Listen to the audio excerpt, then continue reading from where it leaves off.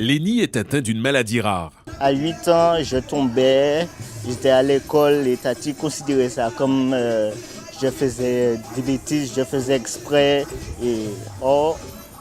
Non, je ne faisais pas exprès. C'est de là que ma mère a décidé de consulter et qu'on m'a diagnostiqué atteinte de cette maladie. Une maladie inconnue à laquelle la science n'a pas encore donné de nom. Atteint de faiblesse musculaire, aujourd'hui le jeune homme arrive à courir. À l'annonce de sa pathologie pourtant, les choses n'ont pas été simples. J'ai eu un moment de déprime, je me sentais vraiment pas bien et depuis j'ai accepté le fait que je sois malade. Ce sera là pour toute ma vie, pour tout le long du chemin. Donc je peux faire que l'accepter. Entouré d'autres marcheurs, Lénie participe au défi 1 km pour 2 €. Courir ce matin permet de récolter des dons pour la recherche. Lénie est même le parrain d'honneur de cette initiative, un exemple de courage pour ses compagnons en bonne santé. La meilleure des attitudes, c'est celle de Lénie, c'est finalement de l'accueillir et de trouver une manière de vivre avec sans s'arrêter de vivre en fait. En France, on appelle ça le protocole de la gestion de la douleur dans les hôpitaux. Là, je pense que c'est encore beaucoup plus concret que Lénie nous explique en fait comment ça se passe pour que nous, on puisse dans nos corps imaginer et finalement se rendre compte du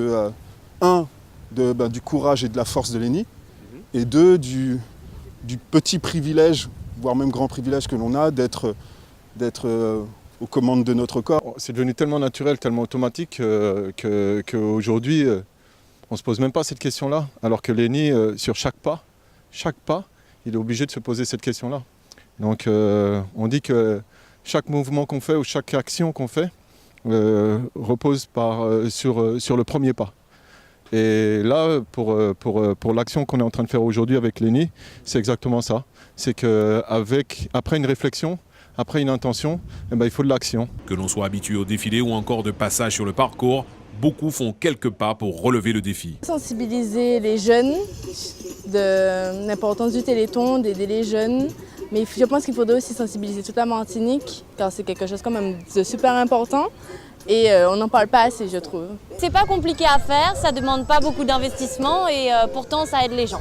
Pour la MILSEM, ce challenge sportif dans le cadre du Téléthon est destiné aux 70 jeunes bénéficiaires du dispositif Garantie Jeunes.